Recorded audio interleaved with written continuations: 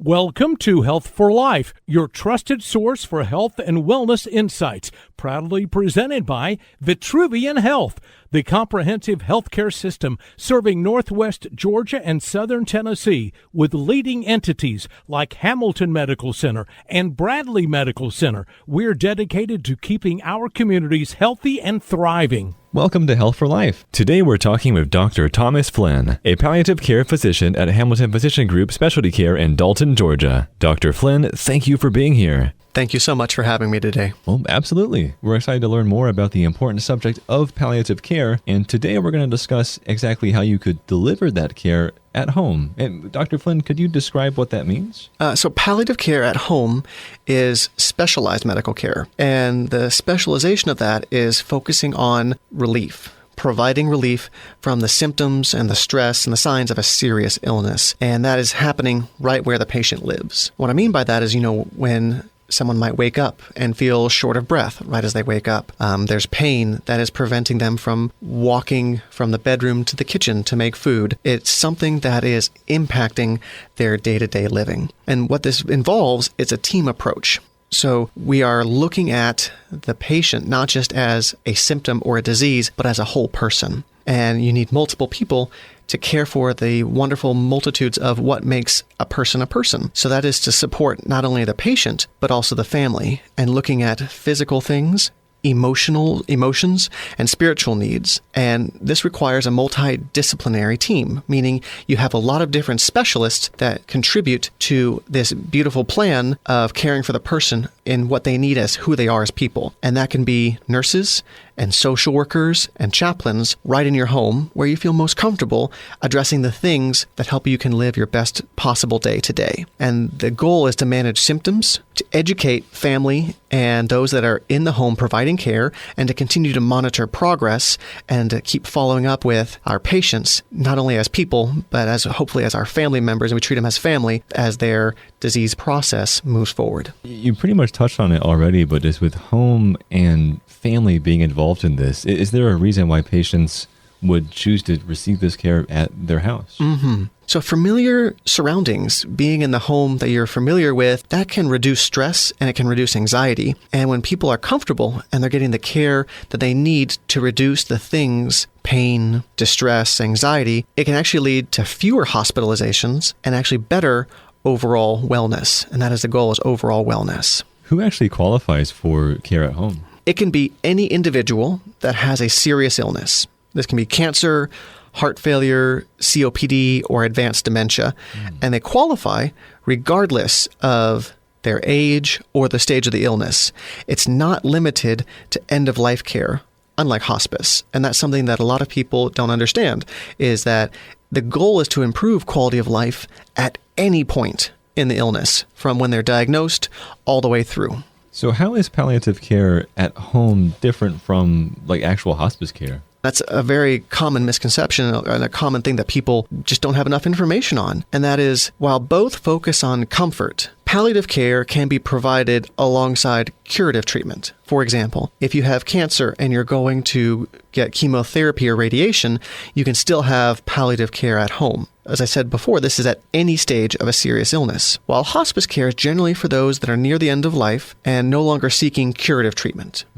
I say this because I'm also a hospice doctor, and having conversations with patients, they'll say, I've done the chemotherapy, I've done the radiation, it's just the side effects are too much, I just want to be at home. And I'm near the end of my course, that would be more along the lines of hospice. But again, both hospice and palliative are focusing on comfort. It's just they approach it in slightly different directions. This is off topic again, kind of, but I was just curious, with you being in both sectors, is it, I guess I just want to say, is it hard to balance the differences, or are they kind of minute to where you can treat it almost the same way? That's a great question. What I come back to is they're so similar because palliative and hospice, the heart is in the same place. Okay. And that is, when I see my patient, I say, I want to get to know you as an individual, as a person. What are your joys? What are your hopes, your dreams? What are your fears? What are your stresses, your anxieties? And knowing who you are as a person and the things that make you unique, the medical care is directed towards, how do I understand this about you? and then working together to understand where you are in your medical journey and your diagnoses, how do we craft a plan to give you your best possible day? I want to give you the best care possible, centered solely on your values, your choices, your dreams, your hopes, your fears. And so that is where palliative and hospice overlap in the philosophy and the heart of care. And then the difference being, if my patient, their value, they say, I've done chemotherapy, I've done radiation, I'm done going back to the hospital. My greatest joy is to spend time with my loved ones, with my kids and my grandkids. I want to be at home and I just want to be kept comfortable. When I hear that, I shift into my hospice mode. Whereas if I talk to a patient and they say, and this is these are all based on conversations, a collection I've had with my patients, they say, I'm a fighter. I haven't given up hope. I still want to keep doing chemotherapy. I still want to keep doing my treatment and seeing my doctors. Just my pain is out of control. My breathing, I just can't get under control. I can't fall asleep at night. When I hear that, I hear, okay, there is some suffering or some distress that maybe hasn't been seen before. But because we've built this relationship, there's something I can do to help improve their quality of life while they're still going through their treatment with their other doctors. Then I put on my palliative hat. Mm-hmm. So at the end of the day, the philosophy and the heart and the care is the same. What's the difference is what's going on in the heart of my patients and what their goals are. And then as I adapt to that, I pick, okay, is this a palliative appropriate patient or is this a hospice appropriate patient? Well, that's very encouraging. And that's very inspiring, honestly. Just, people have to be open about that to let you know what they need. Mm-hmm. Absolutely. It's a relationship, and that's where it starts. Wow. And if they do get care at home, this palliative care at home, what do they kind of get with that? Like what services are included? Well, the services stem from whole person care and seeing the patient for more than just the disease, but for seeing them as a fully vibrant human being that has different needs and hopes and dreams. So those services can be different. Medically, it's, treating the symptoms such as pain, nausea, vomiting, shortness of breath, constipation, diarrhea, and looking at the medications to say, how can we simplify medications so it's not a burden to the patients to take them? Another aspect would be emotional or psychological support, working with a chaplain or a social worker or a therapist to say, how are you doing on the inside? How is your heart navigating these things? Do you feel depressed? Do you feel like you have value? Do you feel like we are moving in a positive direction? Because, I've commonly told my patients, pain is personality. Your inner life affects your symptoms. So we also need to be respectful and paying attention to what's going inside your spirit and your heart and your mind. I mentioned spirit. It can also be spiritual care.